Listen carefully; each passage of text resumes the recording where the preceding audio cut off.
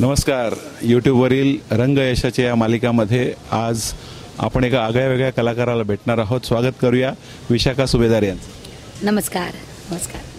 तुम्ही आज लोकांच्या हृदयात जाऊन स्थान मिळवलेलं आहे. प्रत्येक घराघरामध्ये टीव्हीच्या माध्यमातून किंवा नाटक बघायला आल्यानंतर तुमच्या अभिनयाचा जो गोडवा आहे तो लोकांच्या हृदयात जाऊन बसलेला आहे. अभिनयामध्ये आज तुम्ही वावरताय, काय जाणीव होत?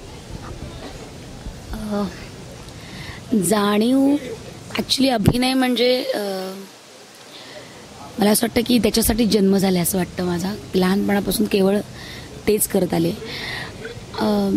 इतकं मायबाप रसिकांचं प्रेम मिळतं आहे तर कायम प्रत्येक गोष्टीची जबाबदारी असणं, आपला प्रत्येक कॅरेक्टर उत्तम करणं, ही जाणीव खरंच मनात असते आणि त्याप्रमाणेच काम करण्याची इच्छा मनात बाळगून काम करते.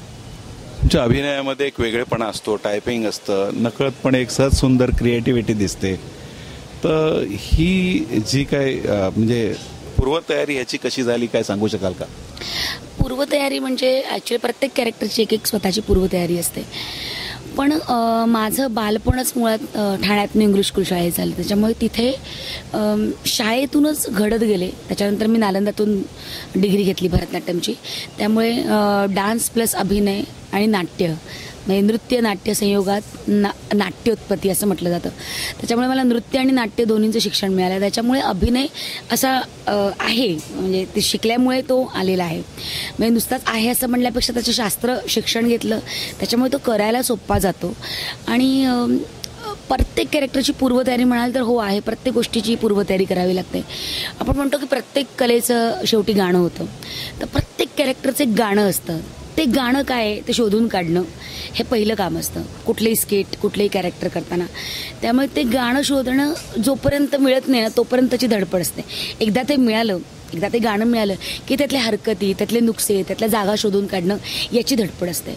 ती धडपड झाल्यानंतर मग लोकांना काय आवडतंय ते रिपीट न होता त्याच्यात वेगळेपण काय देईल ती धडपड असते. त्यामुळे सतत कायम पूर्वतयारीच्या पुढे तयारी, त्याच्या पुढे तयारी ही चालूच राहते असं मला वाटतं. आपल्याकडे बरेच उपजत गुण असतात. आता तुम्ही एक महत्त्वाचा मुद्दा मांडलात. ज्यावेळेला आपण प्रेक्षकांसमोर जातो तर आपल्याला जे चांगल्यात चांगलं येतं ते लोकांना देणं गरजेचं आहे की लोकांना जे हवं आहे ते देणं महत्त्वाचं? ॲक्च्युली दोन्ही वायसा वर्सा आहे. आपल्याला जे चांगलं येतं ते लोकांना देणं गरजेचं आहे, पण शेवटी हल्ली लोकांना जे हवं ते सुद्धा देणं, मागणी तसा पुरवठा अशी म्हण पण आहे ना.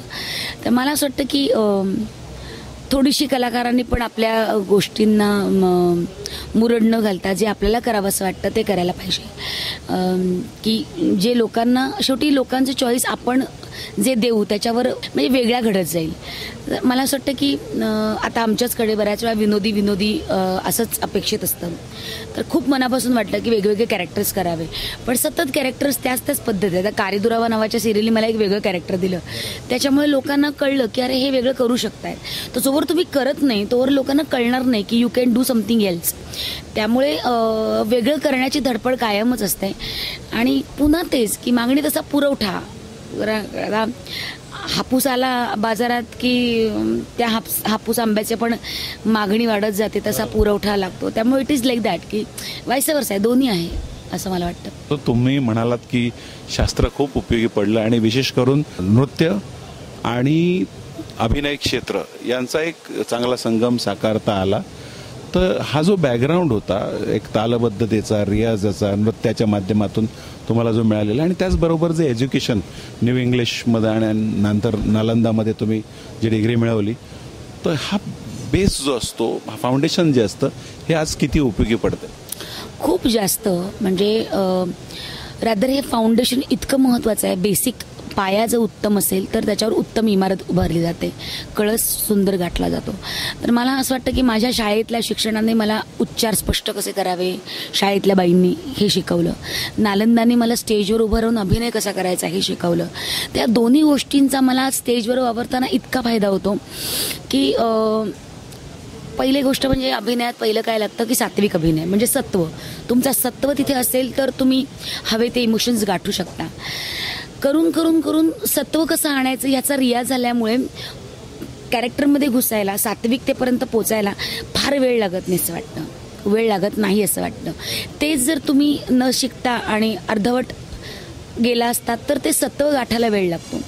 त्यामुळे बिंग अँड डान्सर मला सात्विक अभिनय माझा फार पटकन गाठता येतो. म्हणजे इतक्या वर्षांचं 5-7 वर्षांची सलग रोज डान्सची रियाज, त्याच्या आधी मी भरतनाट्यम शिकले होते 13 वर्ष तो.